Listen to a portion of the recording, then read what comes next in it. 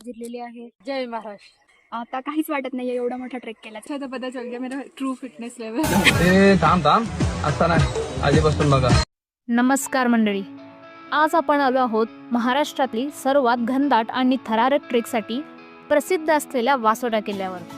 वासोटा किल्ल्यावर राहायला परवानगी नसल्याने आम्ही बामणोली जवळच्या कॅम्पिंग साईटवर मुक्काम केला। थंड हवा, जेवण आणि मित्रमैत्रिणींसोबत गप्पा हा अनुभव शब्दात सांगता येणार नाही। मग काय, दुसऱ्या दिवशी उठलो, आवरलो आणि निघालो ट्रेकसाठी।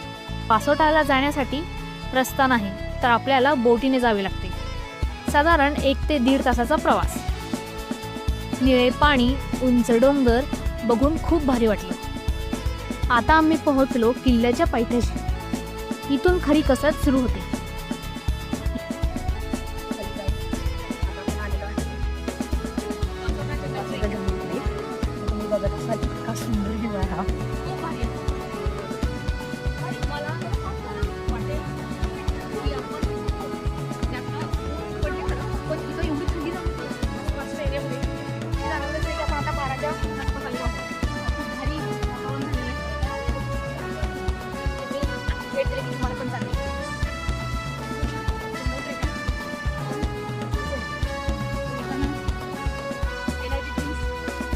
गोळ्या जसं की आम्ही खात आहे।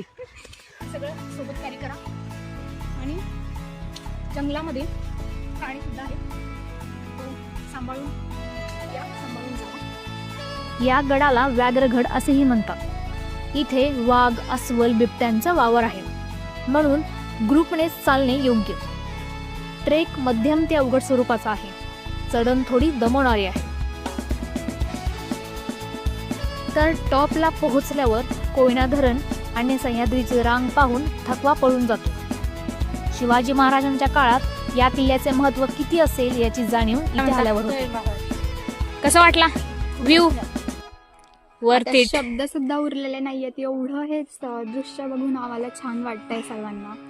आता काहीच वाटत नाहीये एवढा मोठा ट्रेक केल्याचं, एकदम छान वाटतंय। येस, व्ह्यू बघायचं तुम्हाला, सी बेस्ट व्ह्यू।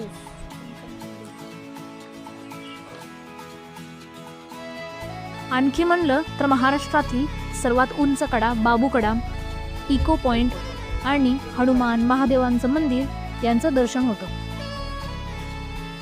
तर मित्रांनो, असा होता आमचा वासोटा ट्रेक आणि कॅम्पिंगचा अनुभव। जर तुम्हाला ॲडव्हेंचर आणि शांतता आवडत असेल तर आयुष्यात एकदा तरी नक्की या। तुमच्या ट्रेकर मित्रांसोबत शेअर करायला आणि चॅनलला सबस्क्राईब करायला विसरू नका। जय शिवराय।